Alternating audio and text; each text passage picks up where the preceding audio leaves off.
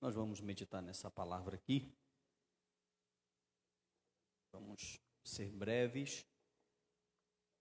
Louvado seja o nome do Senhor Jesus. Amém, irmãos? Amém. Abra sua Bíblia e nós vamos analisar alguns textos.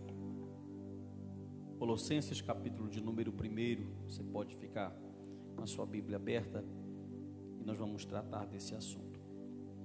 É interessante a palavra de Deus inerrante e inspirada e a atualidade que essa palavra tem para que a gente possa tratar de assuntos contemporâneos, de contextos que são contemporâneos da nossa igreja. E a gente analisando o que Paulo vai tratar com essa epístola aqui, com os irmãos de Colossos, preste atenção aqui para mim, não converse, em nome de Jesus, olhe para cá, amém? Se eu não tenho problema nenhum de chamar a tua atenção daqui de cima, acredite nisso. E quando Paulo está tratando acerca desses assuntos, ele pode prestar atenção que é algo que a gente vem vivendo hoje. Como assim? Uma das maiores dificuldades do evangelho no Brasil, não só no Brasil, mas principalmente, vamos falar do nosso contexto brasileiro, é o contexto da questão de crer no que foi feito na cruz do Calvário. Irmão Gleidson, como assim? Se o que Cristo fez na cruz do Calvário foi suficiente, ou se Cristo precisa de uma ajuda nossa, para que a obra seja completa. Como assim, pastor Narciso? A carta aos Colossenses era uma cidade que ficava entre Hierápolis e Laodiceia, inclusive lá no Apocalipse, no capítulo de número 3, a partir do versículo de número 13, o evangelista João vai narrar falando dessa cidade, porque tinham Hierápolis e Colossos, umas tinham águas termais frias e outras tinham águas termais quentes. E essa cidade, no tempo de Paulo, segundo o Dr. William Barclay, ela não é mais uma cidade opulenta, ela não é mais uma cidade grande quando foi no tempo de Heródoto. Heródoto, historiador e Xenofonte, citaram essa cidade, só que essa cidade de Colosso, primeiro que Paulo, ele não foi o fundador dessa igreja. Leia aí o versículo de número 12, versículo de número 7 do capítulo 1, por favor, que diz assim, como aprendestes de Epáfras, nosso amado conservo, que para vós um fiel ministro de... A maioria dos estudiosos que eu li do Novo Testamento, eles dão tanto a fundação de Colosso, como de Laodiceia, como de Hierápolis, a esse homem aqui, que era um contribuinte, um servo co-ministro do ministério do apóstolo Paulo.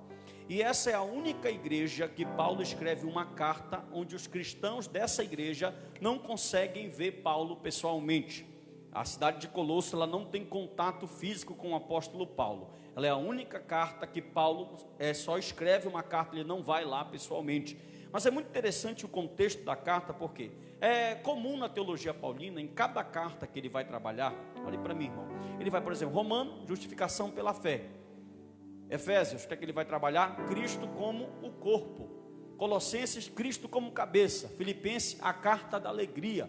E assim sucessivamente. É muito comum isso na teologia paulina, ele trabalhar um tema ou falar de um tema em cada carta. E esse contexto de Colosso é um contexto muito difícil, como não diferente das outras cartas. Inclusive o Dr. Champlin diz que 8 cartas das 13 cartas do Novo Testamento foram escritas para combater a principal heresia aqui, que é o gnosticismo. Tanto que você vai ver várias vezes, irmão Joel, a palavra sabedoria, a palavra conhecimento, a palavra instrução dentro dessa carta. Por quê? Porque Paulo está usando essa palavra conhecimento justamente confrontando os mestres gnósticos. E é interessante, irmão, que essa cidade, ela foi massacrada por um terremoto. Em 60 depois de Cristo, no tempo do imperador Nero, houve um terremoto onde Laodiceia, como era uma cidade muito rica, tinha o pó frígio, o famoso pó frígio, a lã negra, tinha também o ouro que era refinado, ela conseguiu se reerguer, até mesmo sem a ajuda do Império Romano. E Herápolis também consegue ressurgir da cinza, mas a cidade de Colosso, ela não consegue se levantar. Tanto que estima-se que no tempo que Paulo escreve essa carta, olhe para mim para você entender o contexto histórico, tem cerca de 50 mil pessoas vivendo nesse lugar aqui. E preste atenção, é interessante que a análise bíblica que Paulo vai tratar aqui, no capítulo de número 1 ainda, é falando sobre Cristo como um ser que fez uma expiação completa. Pastor, o que é expiação? Expiação é o sacrifício que Cristo fez na cruz, e Ele é completo para nos salvar, sem precisar de nenhuma ajuda minha ou tua. Isso na teologia reformada, porque tem algumas teologias aí que não acreditam muito nesse negócio não. Como assim? Por exemplo, a Igreja Católica diz que Cristo fez 80%, digamos, 20% você tem que fazer, cumprindo os sacramentos e assim sucessivamente. Aí vai nascer dois pensamentos, sinergismo e monergismo. O sinergismo diz que a cruz não é suficiente, o monergismo diz que a cruz ela é suficiente. Você acredita, irmão, que a cruz é suficiente? Amém ou não amém? Amém. Versículo de número 9, por favor, leia comigo. Capítulo 1, verso 9, diz assim, ó: por esta razão, nós também, desde o dia em que ouvimos, não cessamos de orar por vós e de pedir que sejais cheios do Espírito, cheios do conhecimento. Ó, a primeira vez que aparece a palavra conhecimento. Por quê, pastor? Lembra do gnosticismo? Aqui eles estão enfrentando, preste atenção, legalismo judeu, paganismo sincrético. Eles estão enfrentando gnosticismo, conceito judaico-pagão junto, libertinagem, ascetismo, culto a deusa Cibele, tudo isso misturado dentro desse contexto dessa igreja. E Paulo vai ter uma preocupação muito grande, porque Epáfras traz novas, dizendo que a igreja em Colosso, apesar de viver tudo isso, ela está conseguindo ressurgir, ou melhor, nascer em meio a esse contexto pagão. E a gente percebe nos escritos paulinos uma coisa, você pode pegar todas as cartas de Paulo, olhe para mim, e vai ser enfático, você pode ler e prestar atenção com uma caneta e marcando, que Paulo vai dizer assim, ó: e rogo por vós, e não cesso de orar por vós, e continuo orando por vós, orai sem cessar. É enfatizado, porque Paulo vai entender, irmão, que não tem como o cristianismo nascer, ou crescer, ou se desenvolver nesse contexto, sem oração. Na verdade, hoje terminei de ler um livro do Dr. Hernando Dias Lopes, que é o Panorama da História da Igreja, um livro muito bom, que ele vai fazer um supra-sumo, e ele vai narrar uma viagem que ele fez à Coreia do Sul. Ele disse que quando ele chegou, presbiteriano não gosta muito de oração. Me perdoe, mas estou falando a verdade, né, irmão? Eles falam que o pentecostal não gosta de Bíblia, a gente tem que falar que eles não gostam de orar também. E presbiteriano não gosta muito de oração. E ele é presbiteriano, mas um presbiteriano diferente, ele gosta de orar. Ele falou que ele chegou na Coreia do Sul e ele foi 5 horas da manhã, Leonardo, numa igreja. A igreja que ele foi tinha poucas pessoas, tinha 700 mil membros, viu? E ele foi visitar uma igreja na madrugada com 58 mil pessoas numa reunião de oração. E durante o dia, eles começam de 4 da manhã e vão até 9 da manhã com 5 reuniões de oração. E ele disse que quando ele chegou no estacionamento, 4 horas da manhã, com 10 graus abaixo de zero. Ele disse que ele colocou, quando ele viu o estacionamento cheio, que ele entrou na igreja, ele falando com as palavras dele: eu fui tão impactado com a oração que estava sendo feita naquele lugar. Aí você pega, olha, lá tem igreja presbiteriana, Assembleia de Deus, igreja metodista e igreja batista. Todas as 4 são 4 potências. Por quê, pastor? Porque nenhuma igreja se desenvolveu na história da humanidade sem oração. Então glória aí, meu irmão, em nome de Jesus. Nenhuma igreja se desenvolveu na história do planeta Terra sem oração. Você pega todos os avivamentos que aconteceram, e Paulo, onde é que está isso? Está na Bíblia. Paulo está dizendo: olha, eu não posso chegar até aí, mas eu não paro de orar por vocês. As notícias têm chego até aqui, irmãos, presta atenção. Assembleia de Deus no Brasil, ela nasceu debaixo de oração. Só que nós temos perdido o nosso costume de orar. Como? O nosso culto domingo, só um exemplo, já estou voltando para o texto. Nosso culto domingo começa às 18 horas. Que horas? O irmão chega às 18h30 para ele não dobrar o joelho para orar.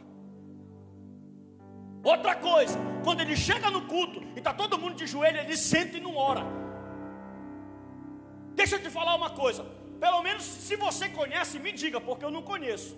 Porque todas as experiências de avivamento na Bíblia e fora da Bíblia que eu conheço, elas nasceram debaixo de oração. Foram debaixo de orar. E como é que a gente quer viver avivamento, irmão, se a gente não gosta de ter comunhão com Deus? Travou? Cadê o glória, irmão? Não tem glória não? Porque a gente está brincando de orar. Olha o que ele vai. Vamos ver o pensamento, versículo de número 13, por favor. Paulo diz assim, ó: Ele nos tirou da potestade das trevas e nos transportou para o reino do seu amor. Olha que coisa tremenda. No verso de número 10, ele diz que vocês permaneçam no conhecimento. Por que vocês permanecem no conhecimento? Não conhecimento gnóstico, mas no conhecimento que Epáfras, o meu conservo, levou para vocês aí. E ele vai dizer no versículo de número 10, 11, 12, quando chega no 14, olha o que ele diz, ó: em que temos redenção pelo seu sangue sobre a remissão dos... Por quê, pastor? Porque nessa igreja tinha judeu dizendo o seguinte aqui, ó: vocês podem ser salvos sim, mas tem que se circuncidar. Tinha pessoas dentro dessa igreja dizendo para os crentes assim, ó: vocês podem sim ser salvos, mas vocês têm que entender que a salvação só vem pelo conhecimento, pensamento gnóstico. Vocês podem sim ser salvos, mas tem que participar da astrologia, porque nesse contexto, todos os astros celestes, nesse contexto de culto, era adorado dentro dessa cidade. E Paulo está dizendo, não, a remissão do pecado de vocês não está no conhecimento gnóstico, não está em guardar a circuncisão, não está em adorar anjos, não está em fazer culto a anjos, mas está no sangue e na remissão que há no nome de... Aí, leia comigo, por favor, versículo de número 14, 15. O qual é a imagem do Deus... Como é a imagem se é invisível? Como é esse? Leia o verso 15, por favor. O qual é a imagem do Deus, o primogênito de toda a criação. Essa palavra imagem é a palavra grega eiko. Significa o qual ele é representado. Olha o verso 16 para te dar entendimento. Porque nele foram criadas todas as coisas. Sabe o que o grego falava aqui? Tem Deus, abaixo de Deus tem um outro Deus, abaixo de Deus tem um outro Deus, abaixo de Deus tem um outro Deus, e lá abaixo desse outro Deus, já perdeu a conta, não foi? Está Jesus. Quando não era Deus, Zeus, era quem? Anjo. Tem um anjo com uma patente aqui, tem um outro anjo com uma patente aqui. Aí Paulo aparece dizendo assim, ó: porque nele foram criadas todas as... Paulo está falando em outras palavras. Esse ser, Jesus Cristo, Nazareno que eu estou falando, é maior do que todos esses anjos que vocês adoram, porque nele foram criadas todas as coisas, que há no céu, que há na terra, visível. Por quê? Olhe para mim. Por que há no céu, que há na terra, visível e invisível? Porque o grego pensa o seguinte: lá no mar quem comanda é um demônio, lá na floresta quem comanda é um outro demônio ou um anjo, lá na parte do ar quem comanda um outro anjo. Isso está tão latente, está tão vivo dentro deles, que tem adoração a esses anjos. E Paulo está dizendo, versículo 16: porque nele, aleluia, foram criadas todas as coisas, tanto no céu como na terra, ó, seja em trono, seja em dominações, seja em principados, seja em potestade, tudo foi criado por ele para... Ainda tem mais. Aí eu quero ver o testemunho de Jeová sair do verso 17. Lê o verso 17. E ele é antes de todas as... Anjo é eterno ou anjo foi criado? Então como é que ele pode ser Miguel? Se ele é antes de Miguel? Não, irmão, entende o que eu estou pregando, pelo amor de Deus. Eu estou falando aqui de que Cristo ele é autoexistente. Versículo 17, ó: ele é antes de todas as coisas, e todas as coisas subsistem por... Tem um pensamento aqui gnóstico dizendo o seguinte: nasceu uma heresia chamada heresia de Colossos. Como é essa heresia de Colossos? Deus tinha que se revelar para o povo, e ele fazia isso através de anjos. E quanto mais próximo fosse o anjo de Deus, mais forte era a mensagem de Deus para o povo. Então se criou a teoria, porque tipo assim, ó, o grego não acredita que Deus se encarne no corpo humano. Aí nasceu, leia aqui comigo o versículo de número, capítulo 2, versículo de número 23, por favor. E diz assim, ó: os quais têm na verdade alguma aparência de sabedoria, em devoção voluntária, humildade, em disciplina do corpo, mas não são de valor algum para a satisfação da culto ao ascetismo. Como assim, pastor? eles começavam a se abster de todo tipo de coisa, autoflagelar o seu corpo, fazer o corpo passar por dificuldade, pensando que dominando o corpo, eles alcançariam algum proveito para a sua alma. Quando não era o ascetismo, era a libertinagem.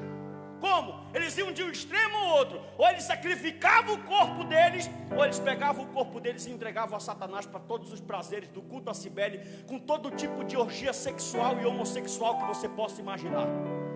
E Paulo está dando uma palavra aqui dizendo, olha, preste atenção, versículo de número 14, capítulo de número 1, versículo de número 14, em quem temos a redenção pelo seu sangue, a saber, a remissão dos... Eu acho lindo, irmão, nesse texto, já vou terminar, o que eu acho lindo nesse texto é a preocupação de Paulo. Mesmo ele não podendo estar ali em corpo, mesmo ele não podendo estar ali em pessoa, ele sabe que essa igreja está passando por... Você já pensou ser crente em meio a tudo isso? Olhe para mim aqui, você já pensou ser crente em meio a tudo isso? Sim, é fácil ou não é? É fácil, irmão? Ser crente em meio a tudo isso? Aí eu te pergunto, é diferente de hoje? Não é. Só está camuflado. Você vai numa igreja, estão vendendo sal. Você vai numa outra igreja, tem uma rosa ungida, dizendo que tira maldição de dentro da tua casa. Você vai numa outra igreja, se não guardar o sábado, não vai para o céu. Você vai numa outra igreja, só vai ser salvo 144 mil. Você vai numa outra igreja, tem que pular 3 ondinhas para ir manjar. Você vai numa outra igreja, tem o que é isso, pastor? Herança pagã, dentro, em pleno século 21, igrejas seguindo pensamentos que Paulo já combatia lá. E Paulo falou para os irmãos, olha o que ele disse, que coisa linda, que essa carta seja lida em voz alta aqui e em Colosso, que essa carta seja lida na congregação e que todos os crentes de Colosso saibam que o que traz remissão é o sangue de Jesus. Mas como é que eu vou crer nisso aqui, pastor? Se para mim um corpo é mau, sou grego, e o Espírito, por isso, olha só que coisa linda, irmão. Vamos ver aqui o texto, preste atenção, versículo de número 13, capítulo 1, versículo de número 13 diz: Ele nos tirou da potestade das trevas. Olha esse texto. Estou esperando você ler da glória. Vou ler agora. Ele nos tirou da potestade das trevas e nos transportou. Ei, preste atenção. Sabe o que eu quero que você entenda? Olhe para mim. Eu quero que você entenda. Esse camarada está no culto assembleiano, ele fica todo... Esse aqui do lado do Efraim, dá glória, Mauro. Pode dar glória, não tem problema não.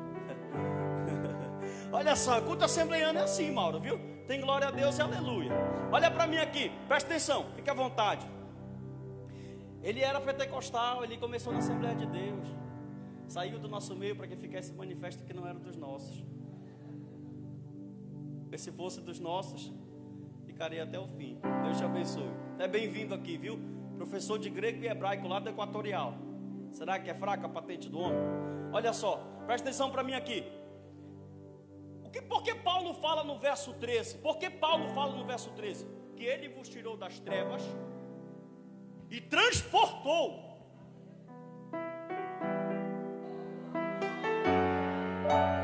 Aí presta atenção, eu expliquei para vocês que aqui na igreja ouvia-se que podia conseguir salvação guardando a circuncisão.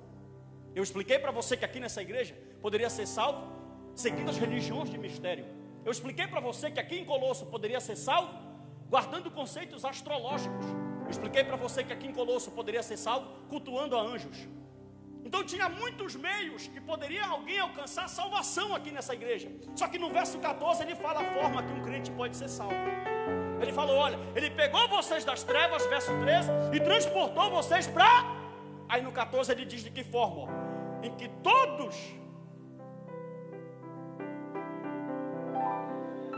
temos a redenção pela campanha destruindo o gigante.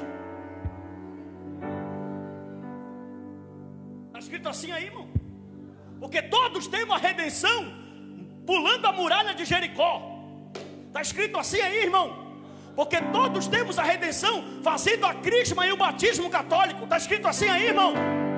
Porque todos temos a redenção indo no aniversário da Assembleia de Deus. Está escrito assim aí, irmão. Porque todos temos redenção no sangue de Jesus. Olha o que ele está fazendo. Ele está fechando para todas as outras formas. É por isso, irmão, eu não sei se é verdade, o pessoal fala que tinha uma galera da Assembleia de Deus que estava indo lá para o Sírio de Nazaré, dar água lá para os crentes, para os católicos. Olha para mim. Isso, presta atenção. Não, irmão, porque a gente tem que ser unido. Você sabe como é o nome disso? O nome disso é ecumenismo. Bora, vamos na Bíblia. Olhe para mim aqui. Moisés está lá no monte, sim ou não? Sim ou não? Aí ele passa 40 dias lá, ele não quer descer porque está bom, lá ele desce. Deus fala, desce que o teu povo já se corrompeu. Quando ele desce, tem uma igreja católica já lá embaixo, um bezerro.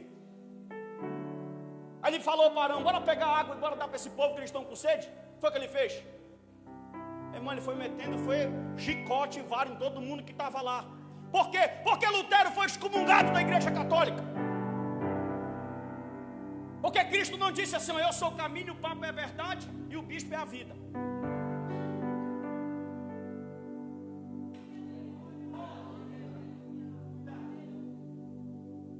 Amém ou não amém? E Paulo, sabendo disso, irmão, o homem tinha que orar mesmo. Efraim, se não tivesse oração não dava. Porque ele não está lá em corpo. Ele diz assim no texto, ó, eu não posso estar com vocês em corpo, mas em espírito estou aí com vocês. Porque, talvez, levante a sua mão direita em nome de Jesus. Isso é para crente pentecostal, meu irmão. Levante sua mão direita em nome de Jesus. Talvez você não possa estar em algum lugar pessoalmente, mas as tuas orações, aleluia, elas podem alcançar, porque o meio que Deus escolheu para nos dar as bênçãos e ouvir as nossas intercessões é a oração.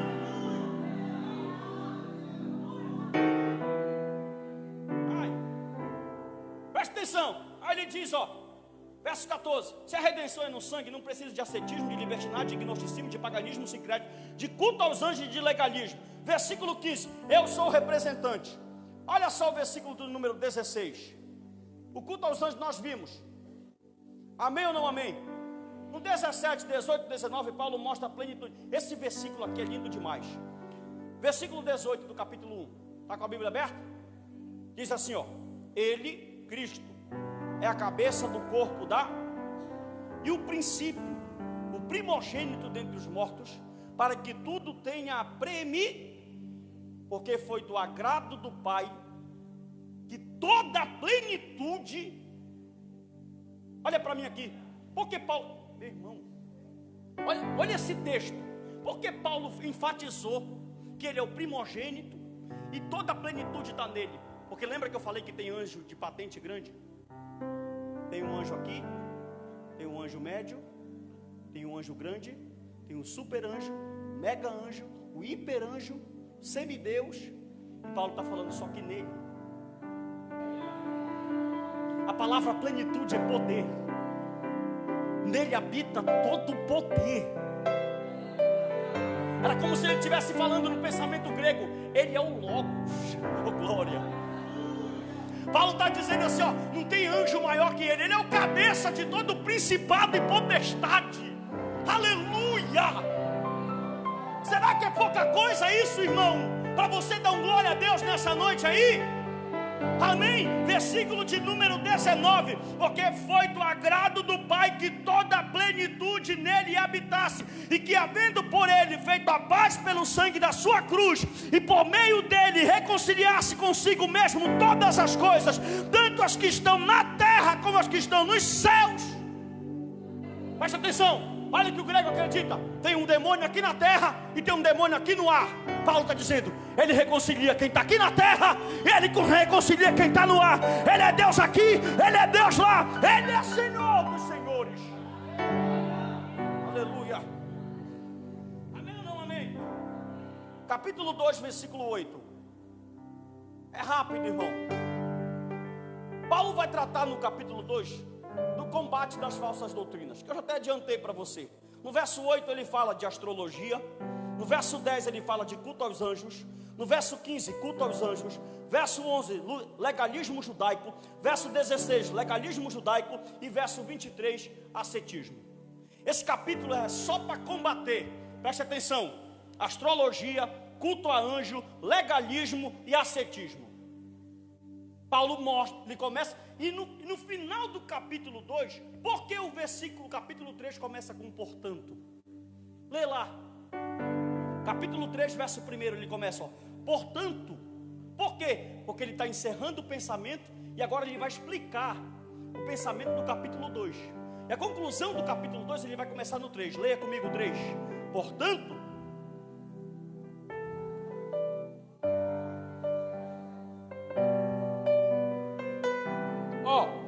vou ler, preste atenção. Portanto, se já ressuscitastes com Cristo,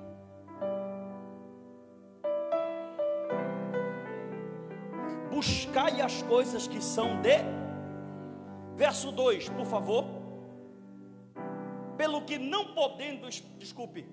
Colossenses capítulo 3, verso de número 2, que diz... Pensais nas coisas que são de, e não nas que são da. Só que aqui tem um princípio muito forte. Eu só consigo pensar nas coisas de cima se eu já ressuscitei com Cristo. Ele não pegou. Leia comigo o verso de número 3. Se já estás mortos, essa é a nossa vida. Está escondida com Cristo quando Cristo, que é a nossa vida, se manifestar, também vós vos manifestarei com Ele em o quê?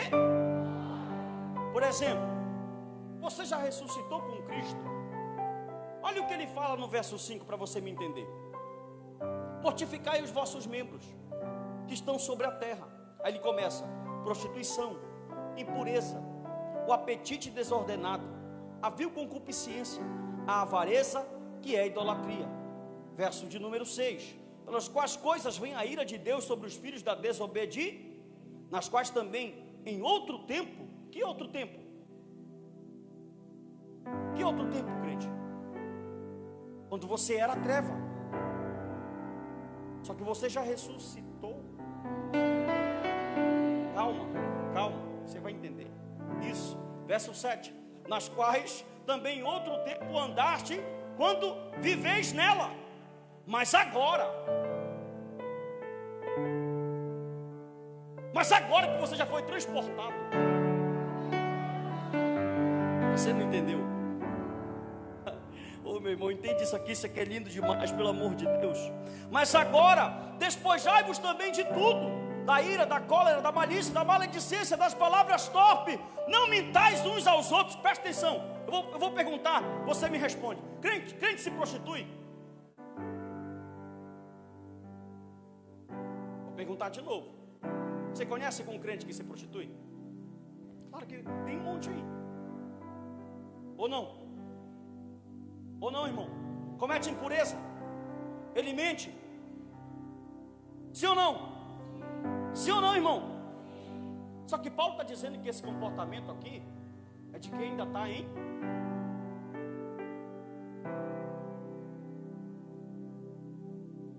Você está entendendo? No outro tempo, quando vocês estavam em trevas, vocês mentiam, viviam na prostituição, viviam na impureza, falavam mal dos outros. Se você diz que é crente e ainda fala mal dos outros, Paulo está pegando no teu pé aqui, irmão.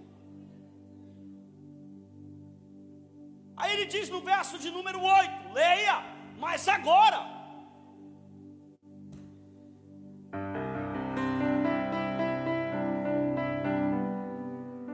Como é que a árvore é conhecida?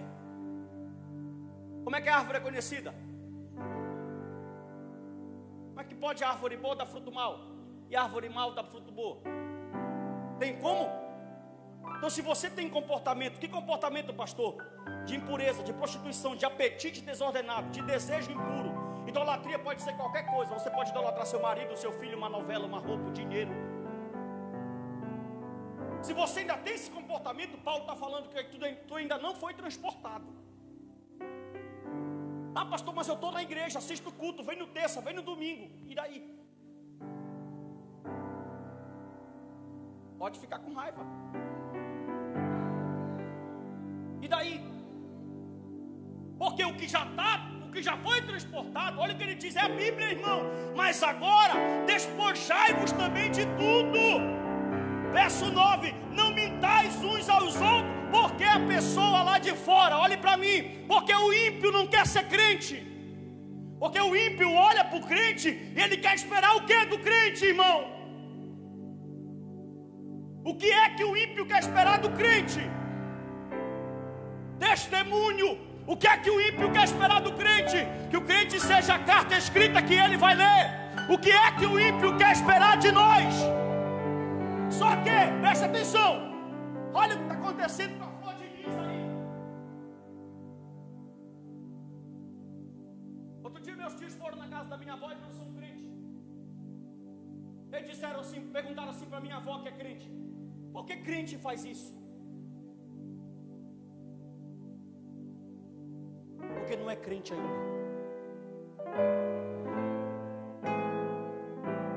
Porque crente que já foi transportado da treva para a luz, ele tem medo de pecar.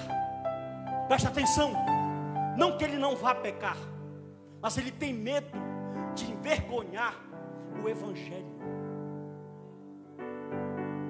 Olhe para mim, a pessoa tem um cargo na igreja, presta atenção nisso e aprenda.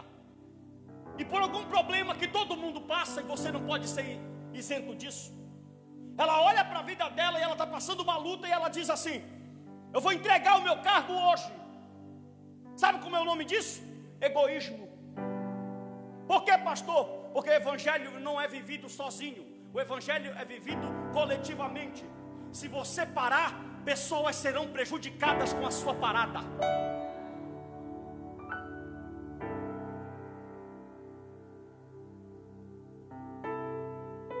Você está entendendo isso? O que é isso, pastor? Por isso que ele falou assim, ó: Senhor, quem já nasceu de novo, ele almeja as coisas de... Olhe para mim, o que é que a nossa sociedade almeja hoje? O jovem do século 21, olhe para cá: faculdade, um bom carro na garagem, tudo, se formar, ter dinheiro no bolso. É errado? Não, mas e o reino?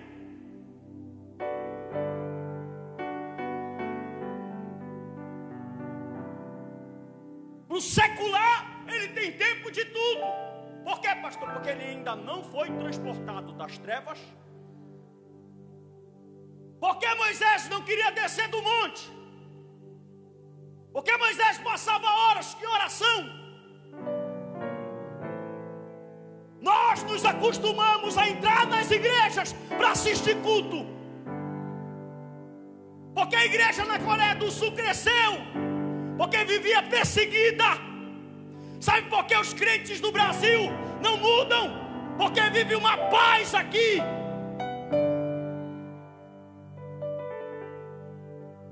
Se você parar, muitos param. Se você desistir, muitos perecerão. Deixa de ser egoísta, levanta a tua cabeça, almeja as coisas do alto. Deus já te transportou.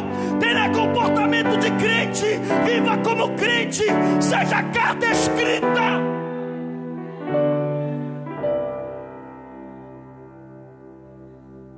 Aleluia.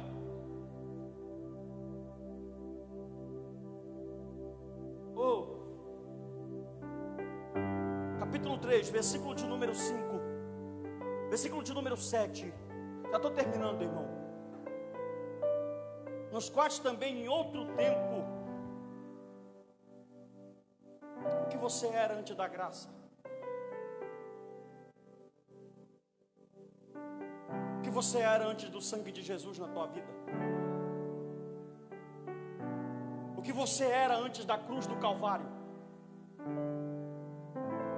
Aí eu quero crer que você é o verso 8.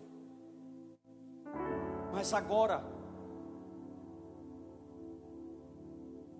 Entende, pelo amor de Deus, que esse mais agora é você sair de uma vida ruim e está vivendo novidade de vida. Irmão, olhe para mim aqui.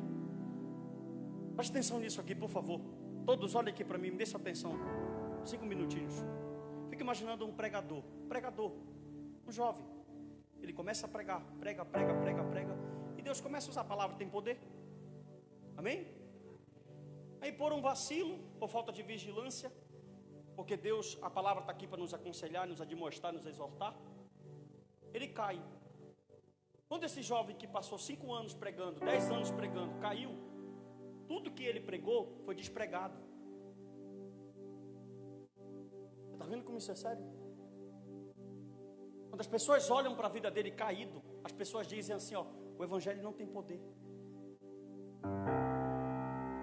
É por isso que Paulo está dizendo, ó, cuidado. Irmão, isso é sério demais.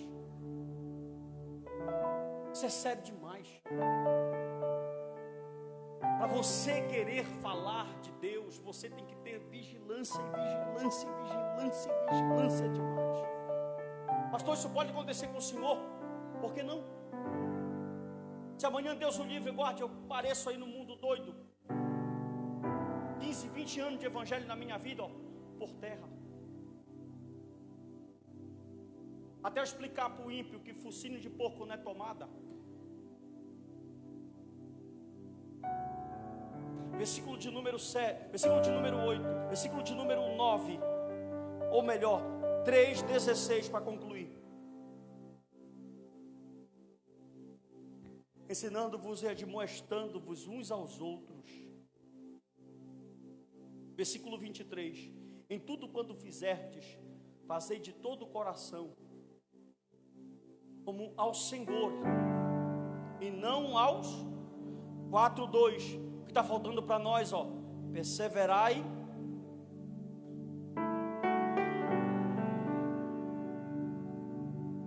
Olhe para mim, olhe para mim. Parece que vai ser a primeira vez que eu vou falar. Se você não voltar a orar, você não levanta.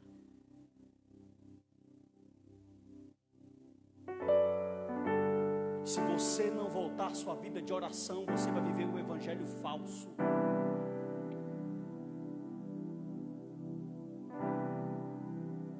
Que tristeza como pastor dessa casa e saber que as pessoas que frequentam o culto de oração aqui é mais visitante do que o próprio rebanho.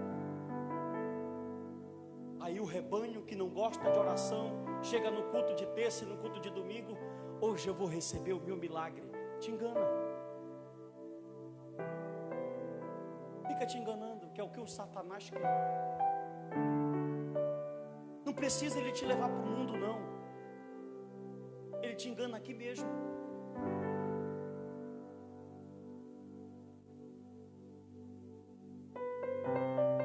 Debaixo de autoridade do sangue de Jesus, ou a gente volta a orar como no começo da nossa fé, ou coisas piores irão acontecer na nossa vida. Fique de pé em nome de Jesus. Olha só isso aqui, irmão, com a Bíblia aberta, só o verso 3, e agora eu termino de verdade. Paulo fala assim, ó, perseverar em oração. Aí ele pede oração no versículo 3. Olha o que ele pede para a igreja. Olha isso. Orando também juntamente por nós, para que Deus nos abra uma porta de emprego.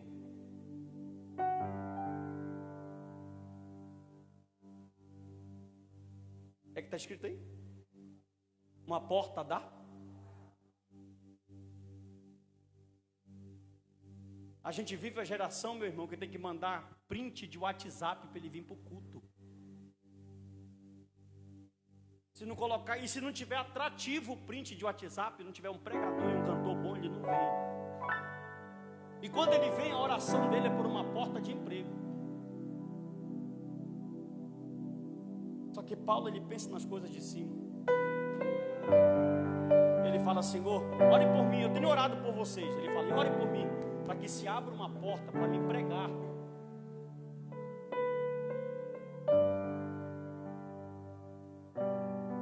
Você já encontrou o Evangelho, a graça de Deus já te encontrou, melhor dizendo. Teu vizinho também precisa conhecer essa graça.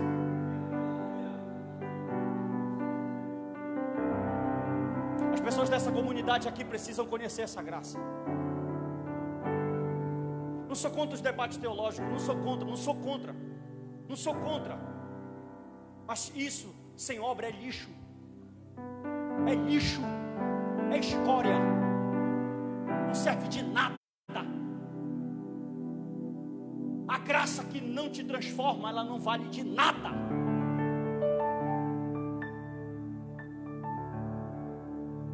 Deus, Senhor, eu te apresento a tua igreja nessa noite.